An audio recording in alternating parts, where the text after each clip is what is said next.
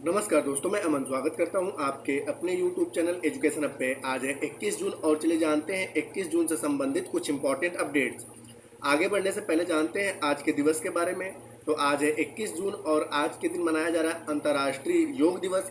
साथ ही साथ आज ही दिन मनाया जा रहा है विश्व संगीत दिवस और उसके अलावा आज के दिन विश्व हाइड्रोग्राफी दिवस के रूप में मनाया जा रहा है। अब बढ़ते हैं आज के करंट अफेयर्स की तरफ। तो आज का पहला अपडेट है कि प्रत्येक वर्ष अंतर्राष्ट्रीय योग दिवस कब मनाया जाता है। 21 जून को, 20 जून को, 19 जून को या 18 जून को। तो जैसा कि मैंने बताया कि प्रत्येक वर्ष जो है अंतर्राष्ट्रीय योग दिवस 21 जून को मनाया जाता है। तो सही आंसर होता है ए। इस साल का जो अंतर्राष्ट्रीय योग दिवस मनाया गया उसका थीम रखा गया है स्वयं और समाज के लिए योग। स्वयं और समाज के लिए योग।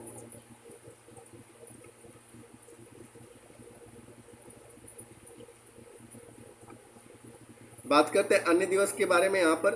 तो 20 जून को हम लोग विश्व शरणार्थी दिवस के रूप में मनाते हैं।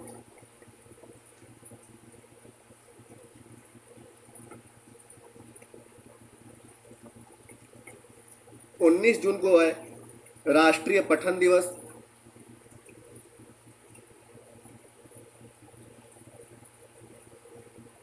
और 18 जून को गोवा क्रांति दिवस के रूप में मनाया जाता है।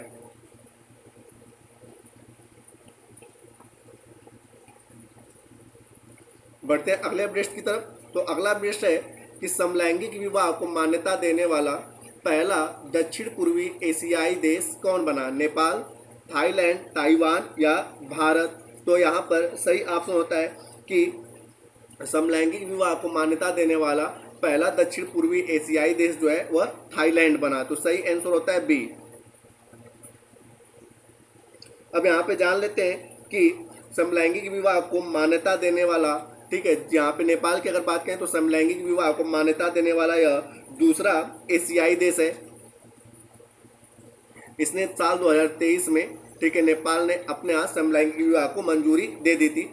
और थाईलैंड जो है यह तीसरा, ठीक है, थाईलैंड जो है तीसरा एशियाई देश है। ताइवान की अगर बात किया जाए तो ताइवान जो है समलैंगिक विवाह को मान्यता देने वाला पहला एशियाई देश है। और इसने मान्यता कब दिया था? इसने मान्यता दिया था 2019 में। तो यहाँ पर पहला एशियाई देश ताइवान है, दूसरा एशियाई देश नेपाल है और तीसरा एशियाई देश जो है वह थाईलैंड है। लेकिन पहला दक्षिण पूर्वी एशियाई की बात करें तो थाईलैंड का नाम आ जाता है। और यहाँ पर अभी हाल ही में भारत चर्चे में रहा। और भारत में चर्चे में रहने का कारण क्या है? तो यह दुनिया का दूसरा सबसे बड़ा, सेकेंड सबसे बड़ा मोबाइल उत्पादक देश बन गया है। मोबाइल उत्पादक देश बना है भारत। अब यहाँ पे बात आया है आपके थाईलैंड की। तो थाईलैंड की जो राजधानी है,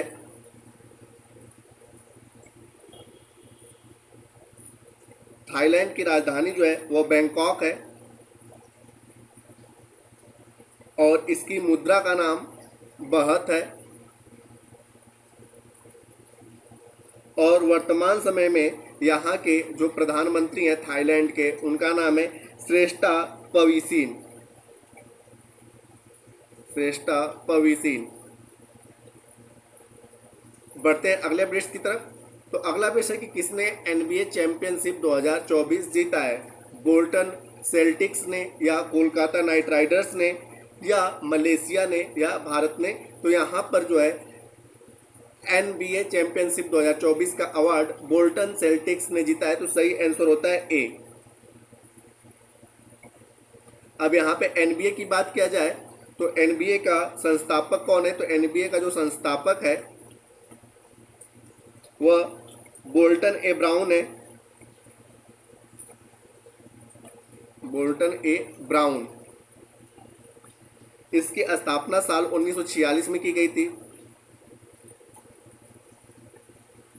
और इसके अगर हेडक्वार्टर की बात किया जाए तो इसका हेडक्वार्टर न्यूयॉर्क में है। अन्य ऑप्शंस की यहाँ पे अगर हम बात करें तो कोलकाता नाइट राइडर्स की आईपीएल 2024 का जो विजेता टीम रहा वह कोलकाता नाइट राइडर्स रहा। मलेशिया की अगर बात किया जाए तो अभी हाल ही में मलेशिया चर्चे में रहा, क्योंकि ली जिजिया ने ऑस्ट्रेलिया ली जिजिया जो है ऑस्ट्रेलिया ओपन का खिताब जीता, ऑस्ट्रेलिया ओपन का खिताब जीता। और इनका संबंध किस देश से था, तो मलेशिया से। और भारत की बात किया जाए तो साल 2025 में पुरुष जूनियर हॉकी विश्व कप की मेजबानी भारत करेगा। बढ़ते हैं अगले वृष्ट की तरफ। तो अगला वृष्ट है कि दिल्ली एमसीडी आयुक्त किसे नियुक्त किया गया। ऑप्शन है अजीत डोभाल, पीके मिश्रा, आशीष कुमार दास या अश्वनी कुमार। तो दिल्ली एमसीडी आयुक्त जो है वह अश्वनी कुमार को नियुक्त किया गया। तो सही आंसर होता है डी।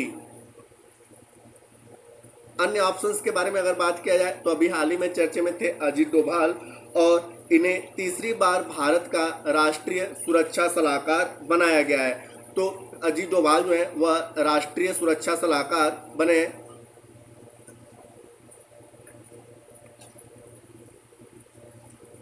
पीके मिश्रा की अगर बात किया जाए तो यह प्रधानमंत्री के प्रधान सचिव बने हैं, पीएम के प्रधान सचिव।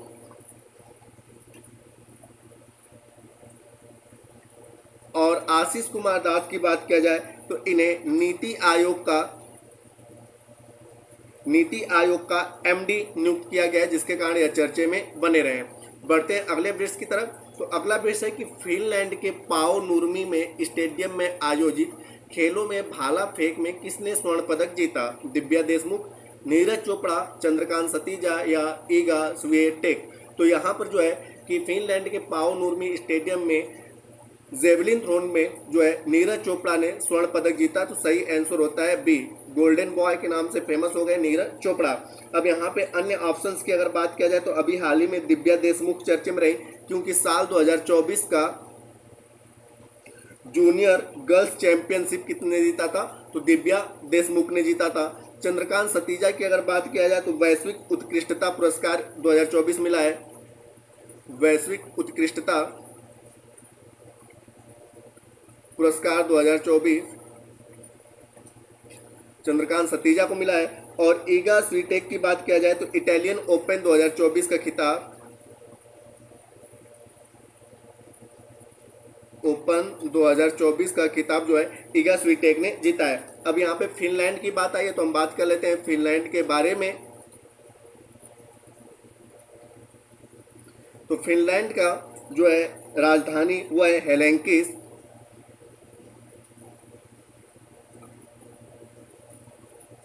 हेलेंकिस फिनलैंड की राजधानी है। यहाँ की मुद्रा यूरो है।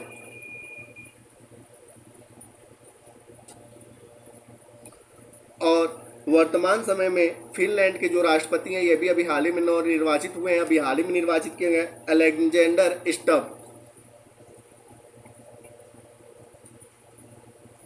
स्टब जो है यह फिनलैंड के राष्ट्रपति हैं। तो दोस्तों ये थे आज के करंट अफेयर्स के अपडेट। अब समय है कि कुछ ऑनलाइनर करंट अफेयर्स का।